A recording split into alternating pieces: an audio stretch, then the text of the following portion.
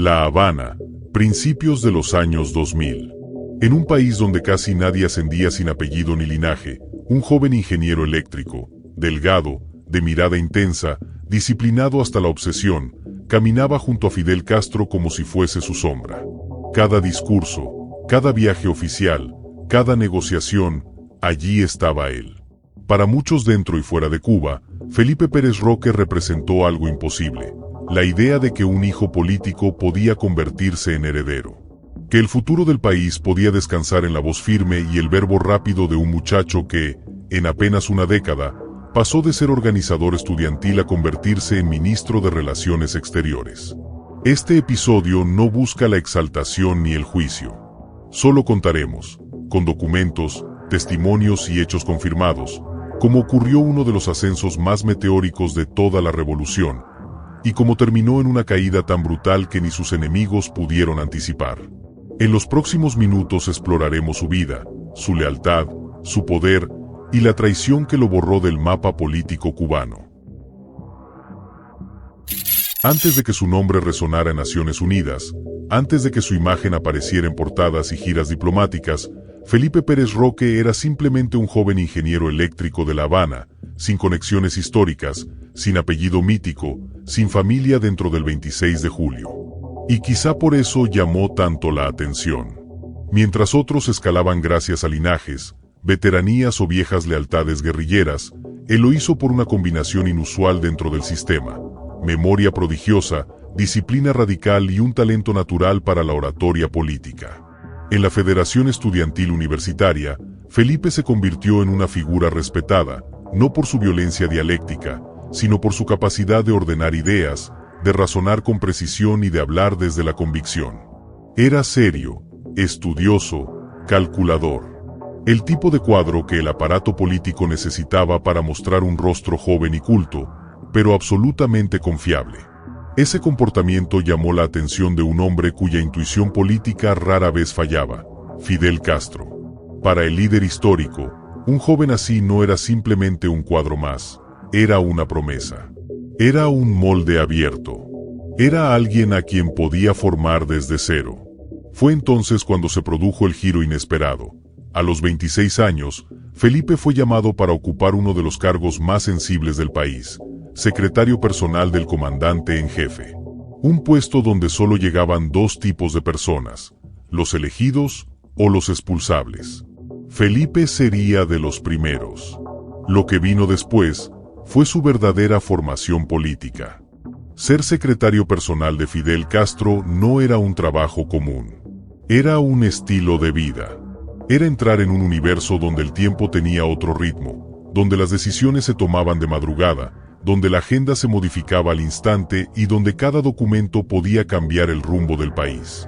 Felipe aprendió a vivir bajo ese pulso. Durante 10 años, estuvo a menos de 2 metros del hombre que controlaba todos los hilos del Estado cubano. Asistía a reuniones restringidas, preparaba informes, clasificaba información sensible, corregía discursos, analizaba escenarios internacionales y memorizaba cada frase que escuchaba. No opinaba, no proponía, absorbía. Era el estudiante silencioso en el aula más exclusiva de la política cubana. Con el tiempo, Fidel comenzó a pedir su criterio. Luego, a confiarle tareas específicas. Y finalmente, a mostrarlo públicamente a su lado. Ese gesto, casi imperceptible para quien desconoce el lenguaje interno de la revolución, fue el primer aviso para todos dentro del sistema. Fidel tiene un joven favorito. Fidel tiene un delfín. Y en un sistema donde la sucesión nunca fue abierta ni transparente, esa cercanía equivalía a una sentencia anticipada. Felipe no estaba destinado a ser un funcionario. Estaba destinado a ser un símbolo. Un heredero potencial. Ese ascenso meteórico tendría consecuencias que, años después, determinarían su caída. En el año 1999, un movimiento inesperado sacudió la estructura diplomática cubana. Fidel Castro nombró a Felipe Pérez Roque como ministro de Relaciones Exteriores. Tenía apenas 34 años. Era el canciller más joven de toda América Latina, y uno de los más jóvenes del mundo. Nadie lo vio venir. Ni siquiera muchos dentro del aparato del partido. La diplomacia cubana había estado dominada por históricos, por cuadros duros, veteranos de confianza absoluta. Y, de pronto, en un puesto de semejante sensibilidad, aparecía un joven sin pasado guerrillero, sin historial militar, sin linaje revolucionario. Pero para Fidel, Felipe representaba algo más importante que cualquier currículum tradicional. Representaba la continuidad de su propio estilo político. Y eso comenzó a verse en cada foro internacional. Con un español impecable, un discurso militante pero estructurado y una capacidad poco común para debatir sin perder control emocional, Felipe se convirtió en la voz global de la revolución. Representaba la ofensiva diplomática, el antiimperialismo, la denuncia de la globalización neoliberal, la defensa incondicional de los aliados estratégicos. Era, en muchos sentidos, el Fidel joven que el comandante podía proyectar hacia el mundo sin tener que hablar él mismo. Y dentro de Cuba, ese rol tenía un significado que todos entendían aunque nadie pronunciara. Felipe se estaba convirtiendo en un rostro de sucesión. Pero con esa visibilidad también llegó algo más peligroso: el resentimiento de quienes nunca aceptarían que un joven, sin historia, ocupara un puesto reservado para la vieja guardia. Ese resentimiento comenzó a tomar forma. Entre 2000 y 2006, Felipe vivió el periodo más brillante de su trayectoria política. Negoció con Europa. Defendió a Cuba en la Comisión de Derechos Humanos. Forjó alianzas con Chávez, Lula, Cristina y Evo. Se enfrentó cara a cara con Colin Powell, John Bolton. Se convirtió en la figura joven más visible del eje político La Habana-Caracas. Cada discurso suyo se reproducía en el noticiero. Cada intervención era celebrada como un logro. Cada ataque que recibía desde Estados Unidos era presentado como una prueba de su eficacia. Incluso regresó a la ONU en varias ocasiones para defender la posición cubana ante el embargo y los derechos internacionales, donde ganó notoriedad por su habilidad retórica. En esos años, la imagen era clara. Felipe Pérez Roque no era solo un ministro. Era el rostro joven de la revolución. Era el heredero no declarado. Pero nada es permanente en la política cubana. Y su ascenso empezó a ser observado con recelo, sobre todo por aquellos que, desde el ala militar del poder, no confiaban en ningún civil sin historial de sacrificio. Porque mientras en el escenario internacional Felipe brillaba, dentro del sistema ya comenzaban a moverse otras piezas. Piezas silenciosas. Piezas que no sonríen ante los focos. Piezas que, años después, serían su sentencia. Mientras Felipe acumulaba prestigio internacional, dentro de Cuba comenzaba a formarse un ambiente que él no podía controlar. Fidel seguía siendo la figura dominante, pero ya se avisoraba a algo inevitable: la sucesión. Y en ese escenario, muchos observadores del poder notaron un contraste peligroso. Felipe era el hijo político de Fidel, pero el futuro institucional del país estaba en manos de Raúl Castro. La generación histórica, especialmente aquella vinculada al estamento militar y al Ministerio del Interior, veía a Felipe con desconfianza. Y no solo por su juventud o su cercanía con Fidel, sino por algo más profundo. Felipe no provenía del aparato. No era uno de ellos. Eso lo convertía en un problema. En las reuniones del Consejo de Ministros, su estilo directo chocaba con el estilo pragmático y menos carismático del entorno de Raúl. No levantaba la voz, pero tampoco se inclinaba con facilidad. Su defensa apasionada del legado de Fidel comenzaba a interpretarse como un desafío al futuro liderazgo de Raúl. Y en el sistema cubano, los desafíos, reales o percibidos, no se toleran. Durante años, esas tensiones permanecieron invisibles. Pero no desaparecieron.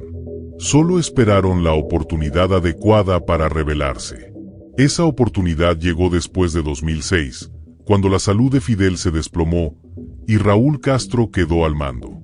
Si algo aceleró la caída de Felipe Pérez Roque, fue su cercanía con Carlos Laje, el otro gran delfín de la revolución. Ambos compartían la misma marca.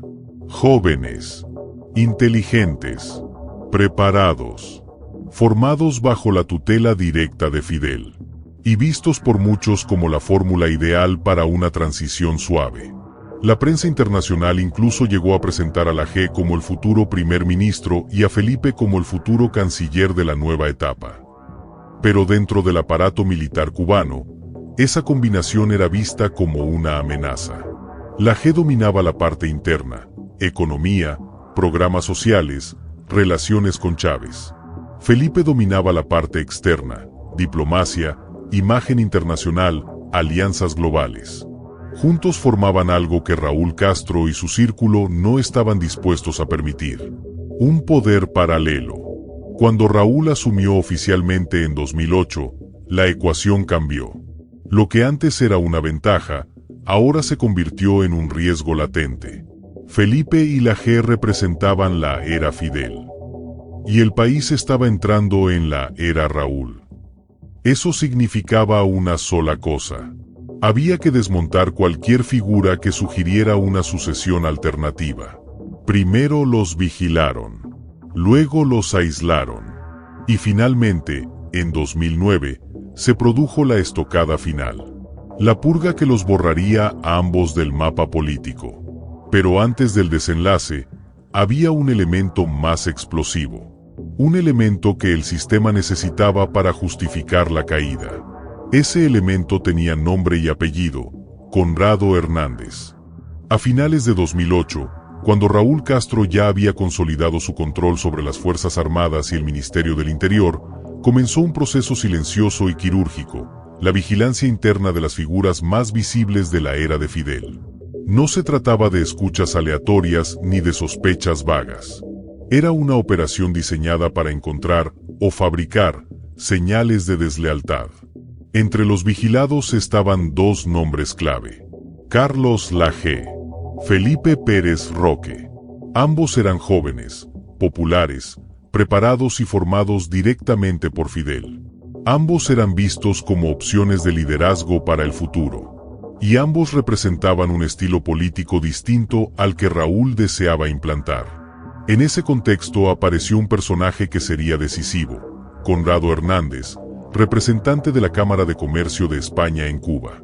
Un hombre con acceso a empresarios, a reuniones informales y, sobre todo, a información que el sistema consideraba estratégica.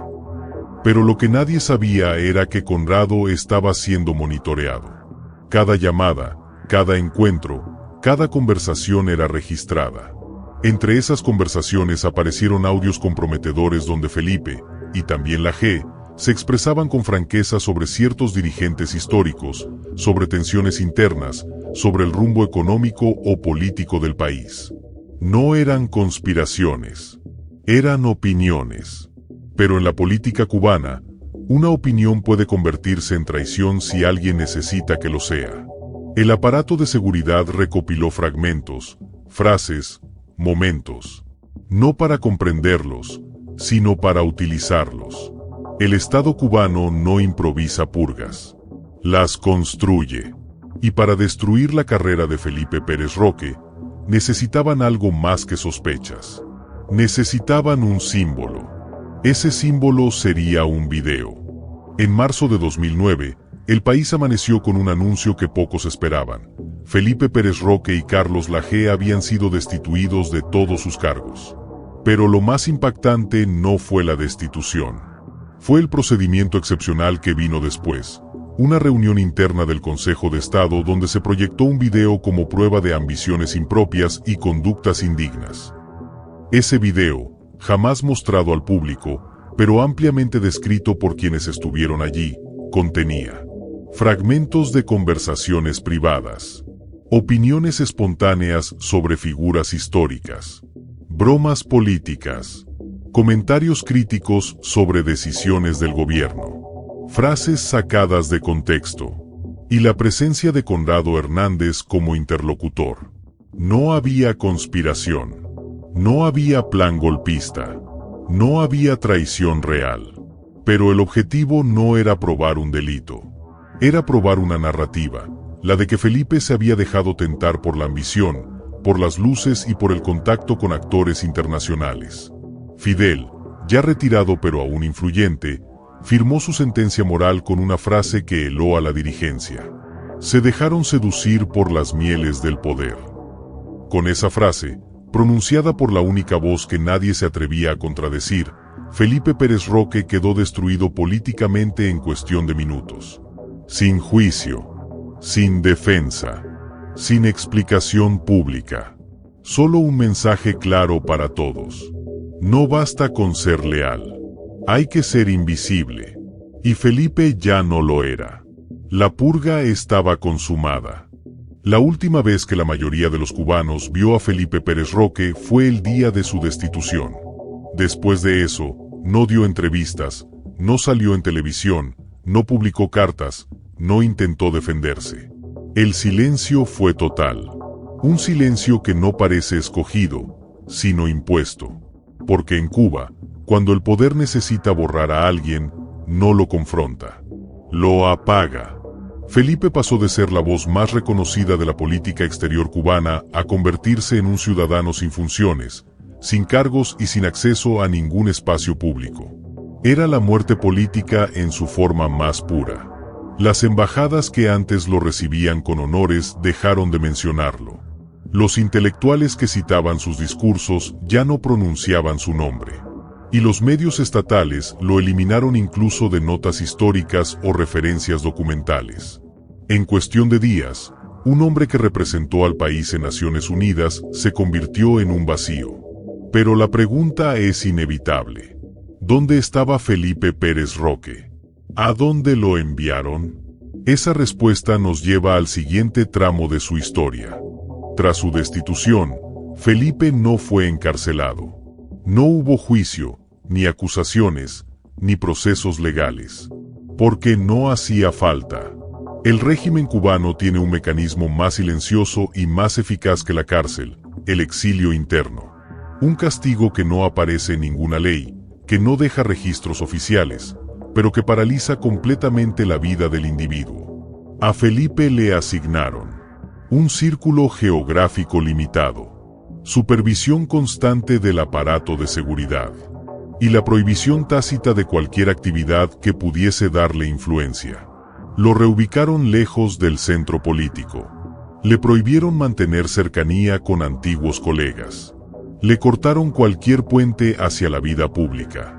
Se dedicó a trabajos modestos, fuera del radar, siempre bajo observación. Los vecinos sabían quién era, pero sabían también que no debían preguntar. Felipe Pérez Roque pasó de hablar ante el Consejo de Derechos Humanos de la ONU a vivir dentro de un perímetro pequeño, donde cada movimiento podía interpretarse como una provocación. Era una forma de disciplina política. Una advertencia silenciosa al resto. Si él cayó, cualquiera puede caer. Pero el exilio interno no solo afecta el cuerpo, afecta el alma. La caída fue tan abrupta, tan humillante, tan absoluta, que incluso hoy, más de una década después, su figura sigue envuelta en un silencio que parece autoprotección y cautiverio al mismo tiempo. Un silencio que protege y que condena. Hoy, Felipe Pérez Roque sigue viviendo en Cuba. No en las esferas altas del poder, ni en los espacios donde antes dictaba la política exterior del país, sino en un territorio discreto, casi invisible. No ha vuelto a hablar públicamente. No ha concedido entrevistas. No ha escrito memorias. No ha desmentido ni confirmado nada. Ese silencio, para algunos, es miedo. Para otros, lealtad. Para la mayoría, simplemente una estrategia de supervivencia. Felipe lleva una vida sencilla, lejos de la Habana diplomática que alguna vez dominó. Mantiene un perfil extremadamente bajo. Se dedica a labores sin exposición política. Evita reuniones públicas. Evita cualquier gesto que pueda interpretarse como ambición, oposición o reivindicación. Lo vigilan. No de la manera evidente y agresiva que se aplicaría a un opositor, pero sí con el tipo de seguimiento discreto que el Estado reserva para quienes conocen demasiado. Porque Felipe Pérez Roque no es un disidente. Es un testigo. Un hombre que estuvo demasiado cerca de Fidel, Raúl y la maquinaria interna del poder.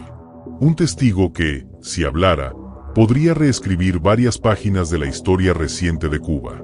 Y en un país donde la historia oficial es sagrada, eso lo convierte en alguien que debe permanecer en silencio. Muchos cubanos se preguntan qué piensa hoy. ¿Siente rencor? ¿Siente vergüenza? ¿Siente alivio? La verdad es que nadie lo sabe. Pero su silencio también es una forma de decirlo todo. La historia de Felipe Pérez Roque no es solo la historia de un político caído. Es la historia del sistema que lo formó y luego lo devoró. Un sistema donde el ascenso depende del líder, no del mérito. La lealtad vale más que la capacidad. El éxito genera sospechas. La ambición se castiga y la caída es tan rápida que no deja tiempo para mirar atrás. Felipe fue uno de los rostros jóvenes de la revolución.